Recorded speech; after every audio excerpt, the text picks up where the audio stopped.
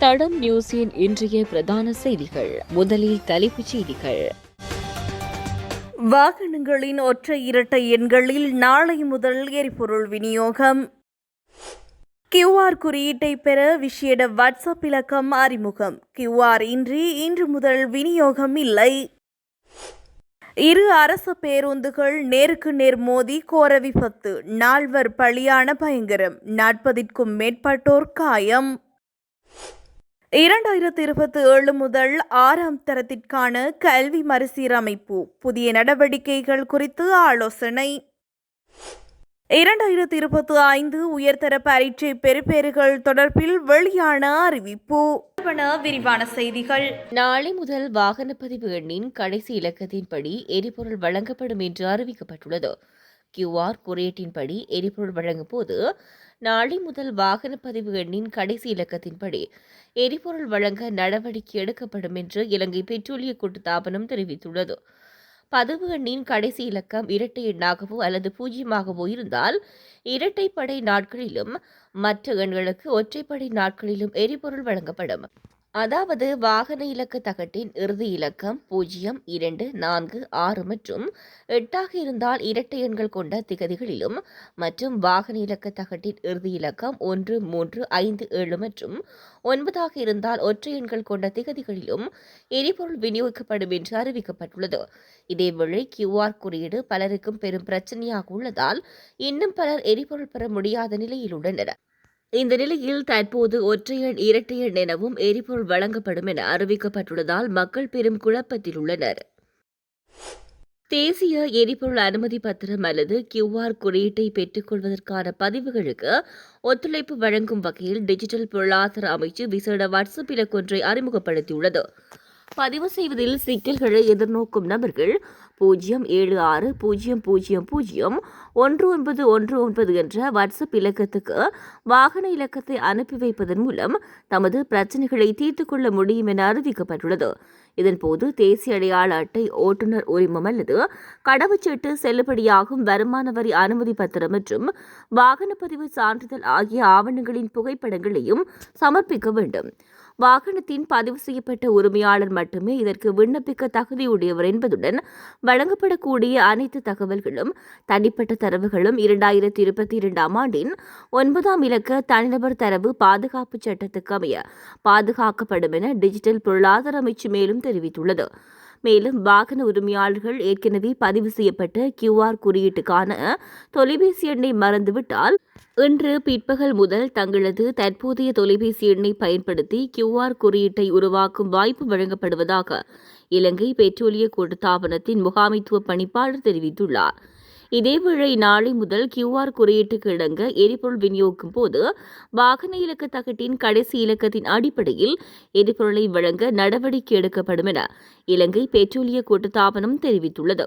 அதன்படி இலக்க தகட்டின் கடைசி இலக்கம் இரட்டை எண் அல்லது பூஜ்ஜியமாக இருந்தால் இரட்டை எண்களை கொண்ட திகதிகளிலும், ஏனைய இலக்கங்களுக்கு ஒற்றை எண்களை கொண்ட திகதிகளிலும் எரிபொருள் விநியோகிக்கப்படும் என கூட்டுத்தாபனம் தெரிவித்துள்ளது. இதற்கமைய வாகன இலக்க தகட்டின் இறுதி இலக்கம் 0, 2, 4, 6 மற்றும் 8 இருந்தால் இரட்டை எண்கள் கொண்ட திகதிகளிலும், மற்றும் வாகன இலக்க தகட்டின் இறுதி இலக்கம் 1, 3, 5, 7 மற்றும் 9 இருந்தால் ஒற்றை எண்கள் கொண்ட திகதிகளிலும் எரிபொருள் விநியோகிக்கப்படும் என அறிவித்துள்ளது. இதேவேளை QR குறியீடு தொடர்பான பிரச்சினைகளை தீர்த்துக் கொண்டு இன்றைய தினத்திலிருந்து எரிபொருள் நிரப்பு நிலையங்களுக்கு வருமாறு எரிபொருள் நிரப்பு நிலைய உரிமையாளர்கள் சங்கம் பொதுமக்களுக்கு அறிவுறுத்தியுள்ளது. எந்த ஒரு அவசர தேவையாக இருந்தாலும் இன்றைய தினத்திலிருந்து QR குறியீடு இன்றி எரிபொருள் விநியோகிக்கப்பட மாட்டாது என அந்த சங்கத்தின் தலைவர் குமார் ராஜபக்ஷ ஊடகங்களுக்கு தெரிவித்துள்ளார். கடந்த சில தினங்களில் QR குறியீடு இன்றி எரிபொருள் வழங்க சில சலுகைகளை வழங்கியிருந்தோம். ஆனால் இனிமேல் QR குறியீட்டுக்கு மாத்திரமே எரிபொருள் வழங்கப்படும். அவசர தேவை ஏற்பட்டாலும் எங்களால் எதுவும் செய்ய முடியாது. அவ்வாறான சந்தர்ப்பங்களில் வேறொருவரின் வாகனத்தில் செல்லுமாறு கேட்டுக்கொள்கின்றோம் என அவர் குறிப்பிட்டுள்ளார். அம்பாந்தோட்டை கதிர்காமம் பிரதான வீதியின் வீரவில பகுதியில் இடம்பெற்ற பயங்கர வீதி விபத்தில் 4 உயிரிழந்துள்ளனர். இலங்கை போக்குவரத்து சபைக்கு சொந்தமான 2 பேருந்துகள் நேருக்கு நேர் மோதியதாலேயே இந்த விபத்து சம்பவித்துள்ளதாக போலீசார் தெரிவித்துள்ளனர். இச்சம்பவத்தில் 40க்கும் மேற்பட்டோர் காயமடைந்துள்ளதாகவும் போலீசார் குறிப்பிட்டுள்ளனர். காயமடைந்தவர்களை வைத்தியசாலையில் சேர்ப்பதற்கான நடவடிக்கைகள் தற்போது மேற்கொள்ளப்பட்டு வருவதாக தெரிவிக்கப்படுகிறது. கொழும்பிலிருந்து கதிர்காமம் நோக்கி பயணித்த பேருந்தும் திசுமகாராமிலிருந்து கராப்பட்டியை நோக்கி பயணித்த பேருந்தும் மோதியதாலேயே இந்த விபத்து சம்பவித்துள்ளது. இச்சம்பவம் தொடர்பில் போலீசார் மேலதிக விசாரணைகளை ஆரம்பித்துள்ளதாக தெரிய வருகிறது. தரம் 6க்கான கல்வி மறுசீரமைப்பு பணிகளை 2027ஆம் ஆண்டு ஆரம்பிக்க தயாராக உள்ளதாகவும் முதலாம் தரத்துக்கு அறிமுகப்படுத்தப்பட்ட புதிய கல்வி மறுசீரமைப்பு செயல்முறையின் முன்னேற்றங்களை கண்காணிப்பதற்கு நடவடிக்கை எடுக்கப்பட்டுள்ளதாகவும் கல்வி மறுசீரமைப்பு தொடர்பான பாராளுமன்ற உபக்குழுவில் வலியுறுத்தப்பட்டது. கல்வி மறுசீரமைப்பு தொடர்பான பாராளுமன்ற உபக்குழு பிரதமர் கலாநிதி ஹரணி அமரசூரியவின் தலைமையில் செவ்வாய்க்கிழமை பாராளுமன்றத்தில் கூடியது. இதன்போது புதிய கல்வி மறுசீரமைப்பு செயல்முறையின் தற்போதைய முன்னேற்றம் மற்றும் எதிர்கால நடவடிக்கைகள் குறித்து விரிவாக கலந்துரையாடப்பட்டது. இங்கு கருத்து தெரிவித்த கல்வி அமைச்சின் செயலாளர் நாலக்க கலுவிவ 2026ஆம் ஆண்டு ஆரம்பிக்கப்பட்ட முதலாம் தரத்துக்கான புதிய கல்வி மறுசீரமைப்பு செயல்முறையின் முன்னேற்றங்கள் இனிவரும் காலங்களில் கண்காணிக்கப்படும். முதலாம் தரத்தின் 2ஆம் மற்றும் 3ஆம் தவணைகளுக்கான செயற்பாடுகள் அடங்கிய நூல்களை அச்சிடுவதற்கு தயார் செய்யப்பட்டுள்ளது. 2ஆம் தவணைக்கான செயல்முறை செயற்பாட்டு நூல்களை ஏப்ரல் பாடசாலை விடுமுறையின் பின்னர் மாணவர்களுக்கு வழங்க திட்டமிடப்பட்டுள்ளது என தெரிவித்தார். புதிய கல்வி மறுசீரமைப்பின் கீழ் ஆசிரியர்களுக்கான பயிற்சிகள் மற்றும் பயிற்சியாளர்களுக்கான பயிற்சிகள் தற்போது முன்னெடுக்கப்பட்டு வருகின்றன. 6ஆம் தரத்துக்குரிய அனைத்து பாட அலகுகளும் விசேட குழுக்களூடாக ஆழமாக மீளாய்வு செய்யப்பட்டு வருவதாகவும் அதிகாரிகள் இதன்போது சுட்டிக்காட்டினர். மதிப்பீடுகள் மற்றும் பெறுபேறு படிப்பீடுகள் தொடர்பான பரிந்துரைகளை பெற்றுக் கொள்வதற்காக சர்வதேச வளவாளர்களின் பங்களிப்புடன் விசேட குழு ஒன்று நியமிக்கப்பட்டுள்ளது எனவும் அந்த வளவாளர்கள் விரைவில் இலங்கைக்கு வருகை தர உள்ளனர் என்றும் தெரிவிக்கப்பட்டது.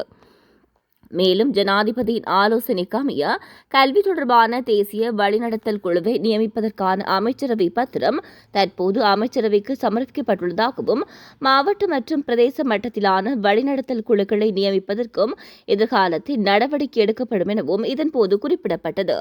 இந்த கலந்துரையாடலில் ஆளும் கட்சியினதும் எதிர்க்கட்சியினதும் பாராளுமன்ற உறுப்பினர்கள், கல்வி, உயர்கல்வி மற்றும் தொழிற்கல்வி அமைச்சின் அதிகாரிகள் உள்ளிட்டோர் கலந்து கொண்டனர். 2025ஆம் ஆண்டுக்கான காப்போத உயர்தர பரீட்சை பெறுபேறுகள் எதிர்வரும் சிங்கள மற்றும் தமிழ் புத்தாண்டுக்கு முன்னர் வெளியிடப்படும் என அறிவிக்கப்பட்டுள்ளது. குறித்த அறிவிப்பை பரீட்சைகள் ஆணையாளர் நாயகம் இந்திகா குமாரி லியனிகே தெரிவித்துள்ளார். இதன்படி பெறுபேறுகளை வெளியிடுவதற்கான தேவையான செயல்முறைகள் தற்போது நிறைவடையும் தருவாயில் உள்ளதாக அவர் தெரிவித்துள்ளார். மேலும் காப்போது சாதாரண பரீட்சை தாள்கள் தொடர்பான மதிப்பீட்டு பணிகள் ஏற்கனவே தொடங்கிவிட்டதாக ஆணையாளர் நாயகம் குறிப்பிட்டுள்ளார். இதேவேளை சாதாரண பரீட்சைக்கான செயல்முறை பரீட்சைகள் ஏப்ரல் மாதத்தின் பிற்பகுதியில் நடத்த திட்டமிடப்பட்டுள்ளது என்றும் அவர் கூறியுள்ளார். அதன்படி செய்முறை பரீட்சைகள் முடிந்தவுடன் சாதாரண பரீட்சை பெறுபேறுகளை வெளியிட நடவடிக்கை எடுக்கப்படும் என்று ஆணையாளர் நாயகம் இந்திகா குமாரி லியனகே தொடர்ந்தும் தெரிவித்துள்ளார். இதுபோன்ற செய்திகளை தெரிந்து கொள்ள தடம் நியூஸ் சேனலை சப்ஸ்கிரைப் செய்து அருகிலுள்ள பெல் பட்டனை கிளிக் செய்யுங்கள். மேலும் இதுபோன்ற செய்திகளை உடனுக்குடன் தெரிந்து கொள்ள தடம் FM.com என்ற இணையதளத்தின் வாயிலாகவும் எங்களுடன் இணைந்து கொள்ளுங்கள்.